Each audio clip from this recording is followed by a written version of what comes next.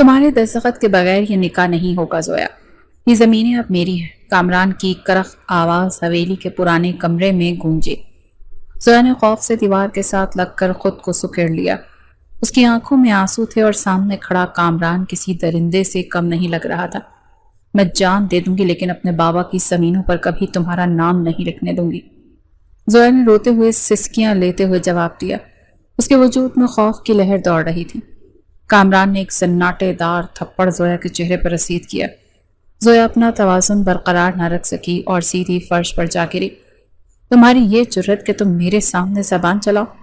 تم بھول رہی ہو کہ تمہاری اور تمہاری بیوہ ماں کی روٹی میرے ٹکڑوں پر پلتی ہے۔ کامران نے جھک کر زویا کے بال اپنی مٹھی میں جکڑے۔ اس کی آنکھوں میں وحشت ناچ رہی تھی۔ مجھے چھوڑ دو ظالم انسان، خدا کے لیے مجھ پر رحم کرو۔ زویا نے درد سے کراتے اسے دھکا دینے کی کوشش کی لیکن کامران کی گرفت بہت مضبوط تھی۔ تائی جان دروازے پر کھڑی مسکرا رہی تھی۔ یہ کوئی عام رشتہ نہیں تھا بلکہ زویا کی جائیداد ہڑپ کرنے کے لیے ایک گھناؤنا منصوبہ تھا۔ چھوڑ دو اسے کامران بیٹے، ابھی 2 دن بعد اس کی ڈولی ہمارے ہی گھر اٹھ کر جانی ہے، تائی جان نے اندر داخل ہوتے ہوئے انتہائی مکارانہ لہجے میں کہا۔ ان کے چہرے پر ایک فاتحانہ مسکراہٹ تھی۔ تائی جان، آپ اسے سمجھائیں، اگر اس نے آج رات تک ان کاغذات پر دستخط نہ کیے تو میں یہ نکاح توڑ دوں گا اور پھر دیکھتا ہوں کہ کون اس بے آبرو لڑکی سے شادی کرتا ہے۔ کامران نے زویا کے بال جھٹکے سے سیدھا کھڑا ہوتے گیا۔ میری بچی بہت سمجھدار ہے، وہ جانتی ہے کہ اس کی اور اس کی ماں کی عزت اب ہمارے ہی ہاتھ میں ہے۔ تائی جان نے زویا کے قریب بیٹھ کر اس کے گال تھپ تھپاتے ہوئے کہا۔ ان کا لمس زویا کو کسی زہریلے سانپ جیسا لگا۔ خدا آپ لوگوں کو کبھی معاف نہیں کرے گا۔ آپ لوگوں نے میرے بابا کی موت کے بعد ہمیں جیتے جی مار دیا۔ زویا نے اپنے آنسو صاف کرتے ہوئے نفرت سے تائی جان کی طرف دیکھا تھا۔ زبان سنبھال کر بات کرو لڑکی، ورنہ تمہاری اس بیمار ماں کو دھکے دے کر اس حویلی سے باہر نکال دوں گی۔ تائی جان کا لہجہ اچانک زہر آلود ہو گیا۔ ان کی مکاری اب کھلی دھمکی میں بدل چکی تھی۔ میری ماں کو بیچ میں مت لائیں، میں کر دوں گی دستخط، بس آپ لوگ مجھے اکیلا چھوڑ دیں۔ زویا نے بے بسی سے ہار مانتے ہوئے کہا، کیونکہ اس کے پاس اب اور کوئی راستہ نہیں بچا تھا۔ شاباش، یہ ہوئی نا سمجھداروں والی بات۔ رات کو وکیل آئے گا، تیار رہنا۔ کامران نے ایک حقارت بھری نظر فرش پر بیٹھی زویا پر ڈالی اور کمرے سے نکل گیا۔ تائی جان بھی فاتحانہ انداز میں مسکراتی ہوئی اس کے پیچھے چلی گئی۔ زویا کمرے میں اکیلی رہ گئی اور پھوٹ پھوٹ کر رونے لگی۔ سپنا مستقبل ایک اندھے کنویں کی طرح تاریک نظر آ رہا تھا۔ اسفند یار خان دوپہر کی تیز دھوپ میں اپنی زرعی زمینوں کا معائنہ کر رہا تھا۔ اس کا چہرہ انتہائی سخت اور ماتھے پر گہری تیوریاں تھیں۔ تم لوگوں کو کتنی بار سمجھایا ہے کہ فصل 45 دن کی ہو چکی ہے۔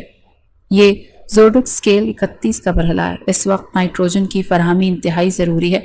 اسفند کی کڑکدار آواز سن کر مزارہ خوف سے کانپنے لگا۔ سائیں جی، ہم نے سوچا کل سپرے کر دیں گے، آج ذرا گرمی زیادہ تھی اور مزدور بھی چھٹی پر تھے۔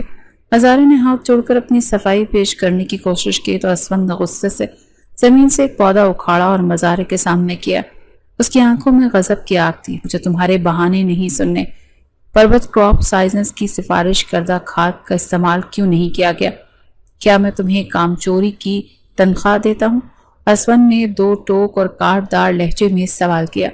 ہم سے غلطی ہو گئی سائیں جی، ہمیں معاف کر دیں، ہم ابھی سارا کام شروع کرواتے ہیں۔ مزارہ پسینے میں شرابور ہو چکا تھا۔ شام تک ہر صورت یوریا اور زنک کا سپرے مکمل ہونا چاہیے، ورنہ تم سب کو نوکری سے نکال کر اس گاؤں سے باہر پھینک دوں گا۔ اسفند نے آخری فیصلہ سنایا۔ اسے اپنے کام میں کوئی غفلت یا کوتاہی برداشت نہیں تھی۔ جی سائیں جی، شام سے پہلے پہلے سارا کام ہو جائے گا۔ مزارے نے جلدی سے سر اس بات میں ہلایا اور مزدوروں کی طرف بھاگا۔ اسفند نے اپنی کلائی لینڈ کروزر کی طرف قدم بڑھائے۔ اس کا موڈ شدید خراب ہو چکا تھا۔ زمینوں کے معاملات اسے ہمیشہ ذہنی تناؤ میں مبتلا کر دیا کرتے تھے اور آج مزاروں کی لاپرواہی نے اس کے غصے میں مزید اضافہ کر دیا تھا۔ حویلی کے اندرونی حصے میں زویا اپنے کمرے میں بستر پر پھیلے سرخ روسی جوڑے کو بے بسی سے دیکھ رہی تھی۔ یہ جوڑا اس کے لیے کسی کفن سے کم نہیں تھا۔ کتنا خوبصورت جوڑا ہے نا زویا؟ اس کی ماں کمرے میں داخل ہوئی اور بیٹی کے ماتھے پر پیار کیا۔ ان کی آنکھوں میں بھی آنسو تھے۔ بہت خوبصورت ہے ماں، بالکل میری تقدیر کی طرح۔ زویا نے تلخی سے جواب دیا اور جوڑے پر سے ہاتھ ہٹا لیا۔ مجھے معاف کر دے میری بچی، تیری ماں بہت کمزور اور بے بس ہے، میں تیری حفاظت نہیں کر سکی۔ ماں نے روتے ہوئے زویا کو گلے سے لگا لیا۔ ان کا دل خون کے آنسو رو رہا تھا۔ آپ کیوں رو رہی ہیں ماں؟ اس میں آپ کا کوئی قصور نہیں ہے، یہ تو میرے نصیب کی خرابی ہے کہ بابا ہمیں اتنی جلدی چھوڑ گئے۔ زویا نے اپنے آنسو چھپاتے ہوئے ماں کو تسلی دی۔ وہ نہیں چاہتی تھی کہ اس کی وجہ سے اس کی بیمار ماں مزید پریشان ہو۔ کامران بہت ظالم لڑکا ہے، میں جانتی ہوں تجھے کبھی خوش نہیں رکھے گا، لیکن میرے پاس کوئی اور راستہ نہیں تھا زویا۔ ماں نے سسکیاں لیتے ہوئے اپنی مجبوری بیان کی۔ میں خوش ہوں ماں، آپ میری فکر نہ کریں، مجھے کامران سے کوئی شکایت نہیں۔ زویا نے جھوٹی مسکراہٹ اپنے چہرے پر سجاتے ہوئے کہا۔ خاندان کے دباؤ اور تائی کی سازشوں نے ان ماں بیٹی کو چاروں طرف سے گھیر رکھا تھا اور فرار کا کوئی راستہ نہیں تھا۔ تو جھوٹ بول رہی ہے زویا، تیری آنکھیں تیرا دکھ چیخ چیخ کر بتا رہی ہیں۔ ماں نے زویا کا چہرہ اپنے ہاتھوں میں لیتے ہوئے کہا، نہیں ماں، سچ کہہ رہی ہوں، اب تو بس 2 دن کی بات ہے، پھر میں اس گھر سے چلی جاؤں گی۔ زویا نے نظریں چراتے ہوئے جواب دیا۔ اسے ڈر تھا کہ کہیں اس کی ماں اس کا جھوٹ پکڑ نہ لے۔ اللہ تیرا نصیب اچھا کرے میری بچی۔ تائی جان نے ساری برادری میں یہ بات پھیلا دی ہے کہ اگر ہم نے یہ رشتہ توڑا تو وہ ہمیں حویلی سے نکال دیں گی۔ ماں نے خوف زدہ لہجے میں کہا، وہ ہمیں حویلی سے نہیں نکال سکتی ماں، یہ حویلی بابا کی بھی ہے۔ زویا نے غصے سے کہا، لیکن اندر سے وہ جانتی تھی کہ تائی جان تو کچھ بھی کر سکتی ہیں، ان کے پاس طاقت ہے، پیسہ ہے اور کامران جیسا غنڈہ بیٹا ہے، ہم ان کا مقابلہ نہیں کر سکتی۔ ماں نے حقیقت پسندی سے کام لیتے ہوئے کہا، آپ پریشان نہ ہو ماں، میں دستخط کر دوں گی ان کاغذات پر۔ انہیں زمینیں چاہیے ہیں نا، لے لیں زمینیں، کم از کم ہماری جان تو چھوڑیں گے۔ زویا نے فیصلہ کن انداز میں کہا۔ اس نے اپنی جائیداد سے زیادہ اپنی ماں کو سکون کو اہمیت دی تھی۔ نہیں زویا، وہ زمینیں تیرے بابا کی آخری نشانی ہے، تو انہیں اتنی آسانی سے کیسے دے سکتی ہے؟ ماں نے حیرت اور دکھ سے کہا، جان سے بڑھ کر کوئی نشانی نہیں ہوتی ہے ماں، جب میں ہی اس گھر میں نہیں رہوں گی تو زمینوں کا کیا کروں گی؟ زویا نے زبردستی مسکراتے ہوئے بات ختم کی اور ماں کو کمرے سے باہر بھیج دیا۔ وہ اکیلے بیٹھ کر اپنے مقدر پر رونا چاہتے تھے۔ اسفندیار خان اپنی گاڑی تیزی سے چلاتا ہوا حویلی کے دروازے پر پہنچا۔ وہ غصے میں تھا کیونکہ زمینوں پر کام اس کی مرضی کے مطابق نہیں ہو رہا تھا۔ اس کے ہاتھ میں کچھ اہم قانونی اور زرعی فائلیں تھیں۔ وہ تیز قدموں سے حویلی کے دالان میں داخل ہوا، جہاں شادی کی تیاریوں کے سلسلے میں کافی رش تھا۔ یہ شامیانے کس خوشی میں لگ رہے ہیں، راستے سے ہٹاؤ یہ سب۔ حسن نے دالان میں کام کرتے ہوئے ملازمین پر غصہ اتارا۔ اس نے پاٹدار آواز پر ملازمین سہم کر پیچھے ہٹ گئے۔ سائیں جی، کامران بھائی کی شادی ہے نا پرسوں، اسی لیے تیاریاں ہو رہی ہیں۔ ایک پرانے ملازم نے ڈرتے ڈرتے جواب دیا، شادی ہے تو کیا پورا راستہ بند کر دیں گے؟ مجھے اپنے راستے میں کوئی رکاوٹ پسند نہیں ہے، اسفند نے سختی سے کہا اور تیز قدموں سے اندرونی لاؤنج کی طرف بڑھا۔ اسفند کا دماغ پہلے ہی گرم تھا اور حویلی کا شور و غل اسے مزید چڑچڑا رہا تھا۔ وہ لاؤنج کے دروازے سے داخل ہوا ہی تھا کہ اچانک ایک زوردار ٹکر ہوئی۔ زویا ایک بڑی ٹرے میں گیندے اور گلاب کے پھول لیے لاؤنج سے نکل رہی تھی۔ اس کا دھیان سامنے نہیں تھا کیونکہ وہ رو رہی تھی۔ وہ سیدھی اسفند کے چوڑے اور مضبوط سینے سے جا ٹکرائی۔ اسفند کے ہاتھ سے ساری فائلیں چھوٹ کر زمین پر بکھر گئیں اور زویا کے ہاتھوں سے پھولوں کی ٹرے گر گئی۔ سارا لاؤنج رنگ برنگے پھولوں اور سفید کاغذات سے بھر گیا۔ اندھی ہو کیا، دیکھ کر نہیں چل سکتی؟ اسفند کی کڑکدار اور غضبناک آواز پر پورے لاؤنج میں سناٹا چھا گیا۔ زویا جو پہلے ہی ڈری ہوئی تھی اور رو رہی تھی، اس کی اچانک اور اتنی تیز ڈانٹ پر ایک لمحے کے لیے سہم گئی۔ اس نے گھبرا کر اوپر دیکھا تو سامنے اسفندیار خان اپنے مخصوص غصیلے انداز میں کھڑا تھا۔ مجھے نظر نہیں آیا، میں جان بوجھ کر نہیں ٹکرائی۔ زویا نے پیچھے ہٹتے ہوئے لرزتی آواز میں صفائی دی۔ اس کے دل کی دھڑکن تیز ہو چکی تھی۔ نظر کیسے آئے گا؟ دماغ تو تمہارا آسمان پر ہے، میری ساری ضروری فائلیں خراب کر دی۔ اسفند نے زمین پر بکھرے کاغذات کو دیکھتے ہوئے مزید غصے سے کہا، میں ابھی اٹھا دیتی ہوں۔ زویا نے جلدی سے جھک کر فائلیں اکٹھی کرنا شروع کر دیں۔ اس کے ہاتھ کانپ رہے تھے اور آنکھوں سے آنسو مسلسل گر رہے تھے۔ رہنے دو، تمہارے بس کا کام نہیں، الٹا میرے کاغذات پھاڑ دو گی۔ اسفند نے اسے بازو سے پکڑ کر پیچھے دھکیلا اور خود جھک کر فائلیں اٹھانے لگا۔ زویا کو اسفند کا یہ حد تک آمیز رویہ شدید برا لگا۔ اس کے اندر کا خوف اچانک غصے میں بدل گیا۔ وہ سیدھی کھڑی ہوئی اور اسفند کو گھور کر دیکھا۔ آپ کو بھی تو نظر نہیں آتا اسفند لالا، آپ بھی تو اندھوں کی طرح چلتے ہوئے آ رہے تھے۔ زویا نے غصے سے اپنے آنسو صاف کرتے ہوئے بلند آواز میں جواب دیا۔ اسفند جو فائلیں اٹھا رہا تھا، لالی کا سن کر ایک جھٹکے سے سیدھا کھڑا ہوا۔ اس کی آنکھوں میں ناقابل یقین حد تک حیرت اور شدید غصہ تھا۔ پورے خاندان میں کسی کی جرت نہیں تھی کہ اسے اس نام سے پکارے۔ اور یہ لڑکی اسے اسفندی لالی کہہ رہی تھی۔ تمہاری زبان بہت چلنے لگی، تمہیں معلوم نہیں تم کس سے بات کر رہی ہو؟ اسد نے قدم زویا کی طرف بڑھایا۔ اس کا لہجہ اتنا سرد اور خطرناک تھا کہ آس پاس کھڑے ملازمین کی جان نکل گئی۔ مجھے سب معلوم ہے، آپ اسفند یار خان ہیں، حویلی کے سب سے بڑے اور غسیلے انسان، پر اس کا مطلب یہ تو نہیں کہ آپ ہر کسی پر چلاتے پھریں گے۔ زویا نے ڈرنے کے باوجود بہادری سے اس کی آنکھوں میں آنکھیں ڈال کر جواب دیا، اپنی حد میں رہو لڑکی، ورنہ میں بھول جاؤں گا کہ تم اس گھر کی بیٹی ہو۔ اسفند نے انگلی اٹھا کر اسے سخت وارننگ دی۔ اس کے ماتھے کی رگیں تن چکی تھی۔ آپ کو تو ویسے بھی کبھی کچھ یاد نہیں رہتا، بس اپنی زمین اور غصے کے علاوہ آپ کو آتا ہی کیا ہے؟ زویا نے آخری وار کیا اور اس سے پہلے کہ اسفند کوئی سخت قدم اٹھاتا وہ مڑ کر تیزی سے اپنے کمرے کی طرف بھاگ گئی۔ اسفند حیرت اور غصے سے اس کے جاتے ہوئے وجود کو دیکھتا رہ گیا۔ اس لڑکی کی اتنی جرأت کہ اس نے اسفند خان کو سب کے سامنے کھری کھری سنا دی تھی۔ فضول لڑکی۔ اسفند نے بڑبڑاتے ہوئے اپنی فائلیں سمیٹی، لاؤنج سے نکل کر اپنے حصے کی طرف چلا گیا۔ اس کا موڈ اب پہلے سے بھی زیادہ خراب ہو چکا تھا۔ اسے زویا کی غصاخی کسی صورت ہضم ہی نہیں ہو رہی تھی۔ اپنے کمرے میں پہنچ کر زویا دروازے کے ساتھ لگ کر ہانپنے لگی۔ اسے خود پر یقین نہیں آ رہا تھا کہ اس نے اسفند جیسے خوفناک انسان کو اتنی بڑی بات کہہ دی تھی۔ میں پاگل ہو گئی، اگر اس نے تائی جان کو بتا دیا تو وہ مجھے کچا چبا جائیں گی۔ زویا نے اپنے ماتھے پر ہاتھ مارتے ہوئے خود کلامی کی، لیکن ساتھ ہی اسے ایک عجیب سا سکون بھی ملا تھا۔ اس نے اپنے اندر کا غصہ کسی پر تو نکالنا تھا۔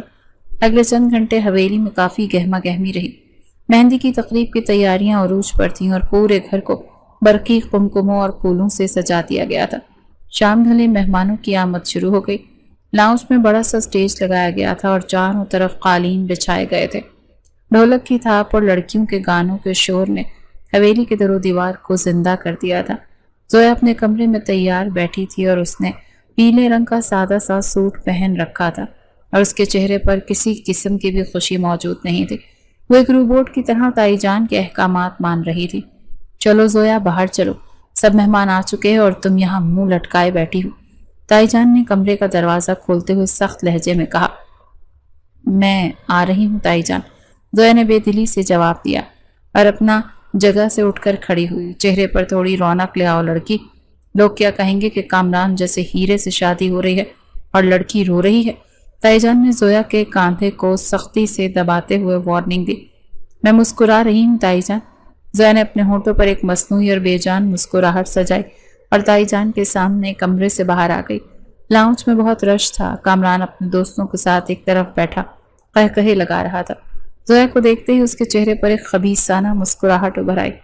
زویا جا کر لڑکیوں کے پاس بیٹھ گئی۔ اس کا دل چاہ رہا تھا کہ وہ اس محفل سے بھاگ جائے، لیکن اس کے پیروں میں مجبوریوں کی زنجیریں بندھی تھی۔ وہ خاموشی سے ڈھولک بجاتی لڑکیوں کو دیکھنے لگی اور اس کا ذہن اپنی ویران زندگی کے خیالوں میں بھٹکنے لگا۔ کہانی کے اس موڑ پر ابھی بہت سے طوفان آنا باقی تھے جن کا زویا کو کوئی اندازہ نہیں تھا۔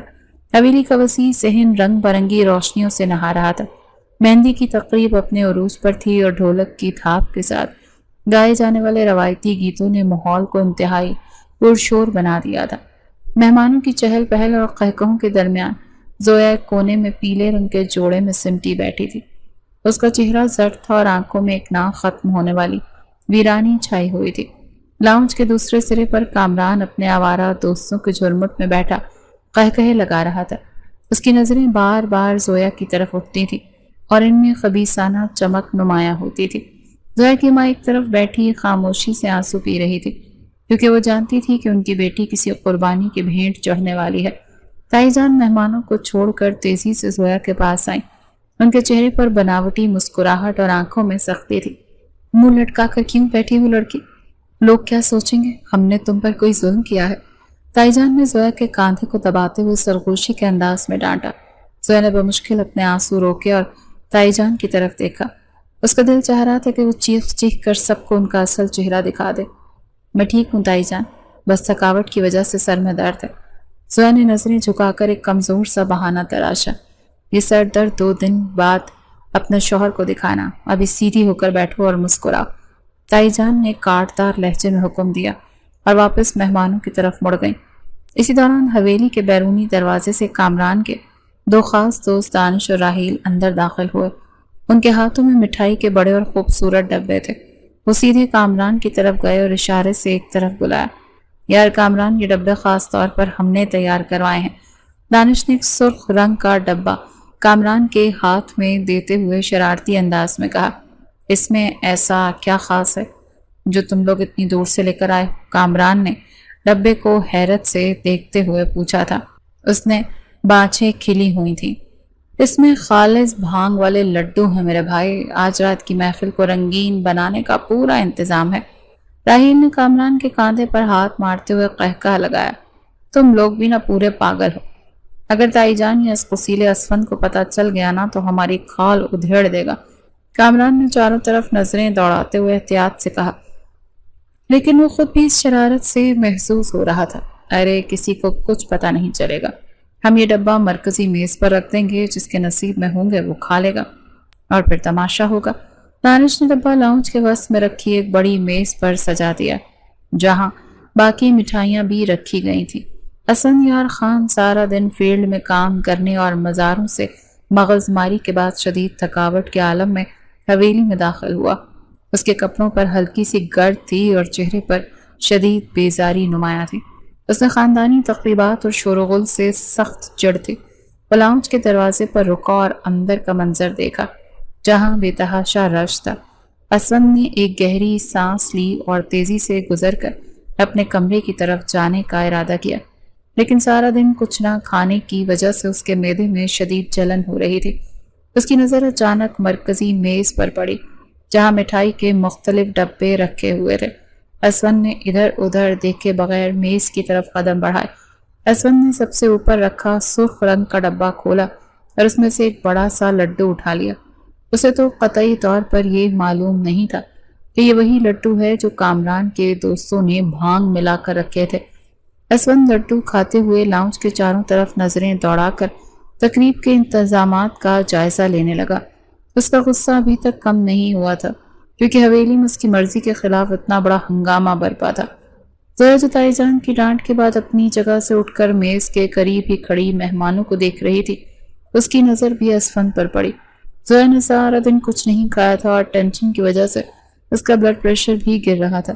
اس نے اسفند کو لڈو کھاتے دیکھا تو اس کے منہ میں بھی پانی آ گیا۔ وہ بھوک سے بے حال تھی۔ زویا ہچکچاتے ہوئے اسفند کے قریب گئی اور آہستہ سے گلا کنکار کر اسے متوجہ کیا۔ اسفند نے مڑ کر انتہائی سرد اور کاٹ دار نگاہوں سے اسے دیکھا۔ زویا ایک لمحے کے لیے گھبرائی، لیکن بھوک نے اس کا ڈر ختم کر دیا۔ مجھے بھی بھوک لگی ہے، کیا آپ یہ لڈو مجھے بھی دے سکتے ہیں؟ زویا نے ڈرتے ڈرتے میز کی طرف اشارہ کرتے ہوئے اسفند سے پوچھا۔ اسفند نے ایک حقارت بھری نظر زویا کے چہرے پر ڈالی۔ اسے زویا کی دوپہر والی گستاخی ابھی تک یاد تھی۔ تمہارے ہاتھ پاؤں سلامت ہیں، خود اٹھا کر کھا لو، مجھ سے کیا فرمائشیں کر رہی ہو؟ اسفند کا لہجہ انتہائی کڑوا اور بے درد تھا۔ مجھے میز کے پاس کھڑے کامران کے دوستوں سے ڈر لگتا ہے، وہ مجھے عجیب نظروں سے دیکھتے ہیں۔ زویا نے مجبوری سے اپنی صفائی پیش کی اور اسفند کی طرف التجا بھری نظروں سے دیکھا۔ اسفند نے زویا کی اس بات پر ایک گہری سانس لی اور جان چھڑانے کے لیے اسی سرخ ڈبے سے ایک اور لڈو اٹھا کر سختی سے زویا کے ہاتھ پہ رکھ دیا۔ یہ لو اور جا کر کسی کونے میں بیٹھ جاؤ، مجھے تمہاری شکل دیکھ کر دوپہر والا غصہ دوبارہ سے یاد آ جاتا ہے۔ اسفند نے سرد مہری سے کہا اور خود وہاں سے مڑ کر دوسری طرف چلا گیا۔ زویا نے بغیر کچھ سوچے سمجھے وہ بھانگ والا لڈو چند سیکنڈز میں ہی ختم کر لیا۔ اسے لڈو کا ذائقہ تھوڑا سا عجیب لگا، لیکن بھوک کی شدت میں اس نے پرواہ ہی نہیں کی۔ وہ واپس اپنی جگہ پر آ کر بیٹھ گئی اور تقریب کو دیکھنے لگی۔ کچھ ہی دیر کے بعد زویا کو اپنا سر چکراتا ہوا محسوس ہوا۔ اسے لگا جیسے زمین ہل رہی ہے اور ارد گرد کی روشنیاں دھندلی ہو رہی ہیں۔ اس کے دماغ کی رگیں تن گئیں اور مہمانوں کی آواز ایک عجیب سی گونج میں تبدیل ہونے لگی۔ زویا نے اپنا سر پکڑا اور آنکھیں بند کر لیں۔ زویا، کیا ہوا؟ طبیعت خراب ہے تمہاری؟ اس کی ماں نے پاس آ کر تشویش سے پوچھا۔ کچھ نہیں ماں، بس مجھے بہت عجیب سا محسوس ہو رہا ہے، جیسے لگ رہا ہے میں اڑ رہی ہوں، میں ہواؤں میں اڑ رہی ہوں۔ زویا نے آنکھیں کھولی تو ان میں ایک عجیب سی سرخی تھی۔ اس نے ایک زوردار قہقہ لگایا جو پورے لاؤنج میں گونج گیا۔ یہ کیا بدتمیزی ہے زویا، سب مہمان دیکھ رہے ہیں۔ ماں نے گھبرا کر زویا کا ہاتھ پکڑا اور اسے چپ کرانے کی کوشش کی، لیکن زویا اب اپنے ہوش و حواس کھو چکی تھی۔ بھانگ کا اثر اس کے دماغ پر پوری طرح سے حاوی ہو چکا تھا۔ وہ یکدم اپنی جگہ سے اٹھی اور سیدھا اسٹیج کی طرف بھاگی۔ اسے وہاں بیٹھی ایک لڑکی کے ہاتھ سے ڈھولک چھین لی۔ آج تو میں گاؤں گی، بہت مزہ آ رہا ہے۔ زویا نے اونچی آواز میں بے تکی باتوں میں اور گانا شروع کر دیا۔ اس نے ڈھولک کو عجیب و غریب انداز میں پیٹا اور ساتھ ہی زور زور سے چیخنا شروع کر دیا۔ پورے لاؤنج میں اچانک سناٹا چھا گیا۔ گانے والی لڑکیاں خاموش ہو گئیں اور سب مہمان حیرت اور صدمے سے زویا کے اس تماشے کو دیکھنے لگے۔ تائی جان کا چہرہ غصے سے سرخ ہو گیا اور وہ تیزی سے اسٹیج کی طرف لپکی۔ یہ کیا بےہودگی ہے لڑکی، دماغ خراب ہو گیا ہے تمہارا؟ تائی جان نے زویا کے ہاتھ سے ڈھولک چھیننے کی کوشش کی۔ ہٹو یہاں سے موٹی تائی، تم نے تو میری زندگی برباد کی ہے، تم چڑیل ہو۔ زویا نے تائی جان کو زور سے دھکا دیا اور دوبارہ ہنسنے لگی۔ کامران جو دور کھڑا یہ تماشا دیکھ رہا تھا غصے سے پاگل ہو گیا۔ وہ تیزی سے چلتا ہوا اسٹیج کی طرف آیا۔ اس کی آنکھوں میں خون اتر آیا۔ اس پاگل لڑکی کو اندر بند کرو، اس نے ہماری ساری عزت مٹی میں ملا دی۔ کامران نے آگے بڑھ کر زویا کے بال پکڑنا چاہے لیکن کسی مضبوط اور آہنی ہاتھ نے اس کے بازو پکڑ لیا۔ اسون جب یہ تماشا دیکھا تو اس کا پارا ہائی ہو گیا۔ وہ جانتا تھا یہ لڑکی پاگل ہو چکی ہے اور خاندان کی بدنامی ہو رہی ہے۔ اس نے تیزی سے آگے بڑھ کر کامران کو پیچھے دھکیلا۔ اس سے دور رہو کامران، میں اسے سنبھال لوں گا۔ اسون کی گرجدار آواز کامران کو اپنی جگہ پر منجمد کر گئی تھی۔ اسون کے لہجے میں ایسی وحشت تھی کہ کوئی اس کے سامنے بولنے کی جرات بھی نہیں کر سکتا تھا۔ یہ پاگل ہو گئی ہے اسون بھائی، سب مہمان ہم پر ہنس رہے ہیں۔ کامران نے دانت پیستے ہوئے اپنی خفت مٹانے کی کوشش کی۔ میں نے کہا نا کہ میں اسے دیکھ لوں گا، تم جا کر مہمانوں کو سنبھالو۔ اسون نے دو ٹوک فیصلہ سنا